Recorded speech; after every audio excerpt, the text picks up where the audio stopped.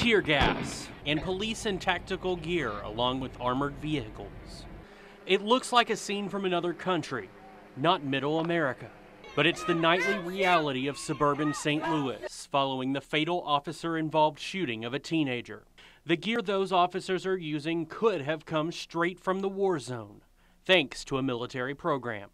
It's a program the Defense Department calls the 1033 program, and it provides agencies like DPS, the FBI, and local agencies with tools for their department, including this big tank that could roll down an East Texas street near you.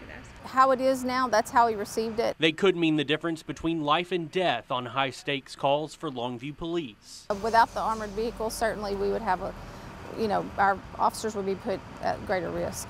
It's called a mine-resistant, ambush-protected vehicle. The military paid more than $700,000 for it. But for Longview taxpayers, there was no expense to the citizens to actually acquire the vehicle. KLTV7 reviewed the data from the Department of Defense and found Texas agencies received items worth more than $181 million, including mine-resistant vehicles to Anderson, Gregg, Nacogdoches, Smith, and Van Zant counties. It could range from big-ticket items like armored vehicles to laptops to cell phones and other office supplies that would otherwise be collecting dust. They're in perfect condition, but they were just sitting in boxes. In Eustis, Police Chief Ken Holder says it helps departments like his on a limited budget. When our total budget for all in the police department was under $100,000. And the department has used the program to get $707,000 worth of items, 7 times their annual budget. They've used it to get computers, your older M16, weapons, and vehicles. The department used the program to get 2 Humvees like this one.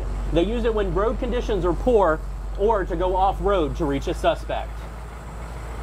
The national program has no required training, but some departments are putting their own staff through their own training. We have actually, they're called operators, and our operators are sent to school to learn and trained on the operation of these specific vehicles.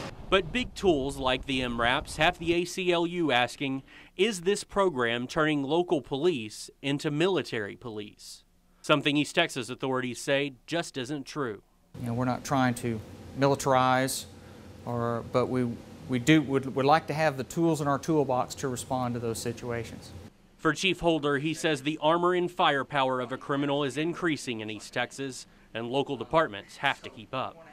He remembers a day in 2007 that many in East Texas law enforcement will never forget. We had 2 deputies that were shot here with a high-powered rifle. 2 deputies died that day. A 3rd was injured. He sat up on these officers and shot both of them with a high-powered rifle before they could get a few steps away from their vehicles. The gunman now sits on death row. It's a situation Holder hopes his department never faces. I wish we didn't have to have armored vehicles. I wish there was no need for patrol rifles. But the fact is, the bad guys have it, and they have more than what we have. But he hopes the supplies from the military allows his officers and other departments to be prepared for the worst before the call comes in. Cody Lillick, KLTV7 News. In suburban St. Louis, heavily armed and armored police clash with protesters.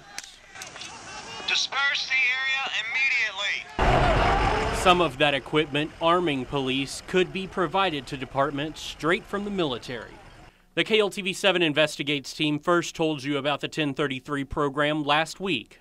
We found since its start in the early 90s, Texas departments have received $180 million worth of items, including one of the largest pieces of equipment, the Mine-Resistant Ambush-Protected Vehicle, or MRAP. Longview Police received theirs in March. They are one of 5 counties in our area receiving the MRAPs. There was no expense to the citizens to actually acquire the vehicle. No cost, but some say very little regulation by the government, and that has some in Washington wanting to give the program a second look. I think it's probably useful for us to review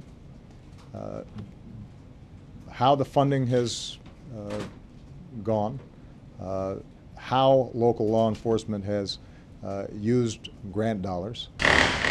Departments we talked to in East Texas say it is all about keeping them protected against a more armed criminal.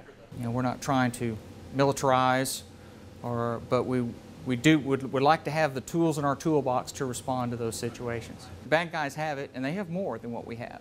Asked last week about the program, the Pentagon agreed, saying the program still has a use. This is a useful program that allows for the reuse of military equipment that otherwise would be disposed of. But the president wants to make sure the proper rules are in place. To make sure that what they're purchasing is stuff that they actually need. To keep the line drawn between police and military forces. Cody Lillick, KLTV 7 News.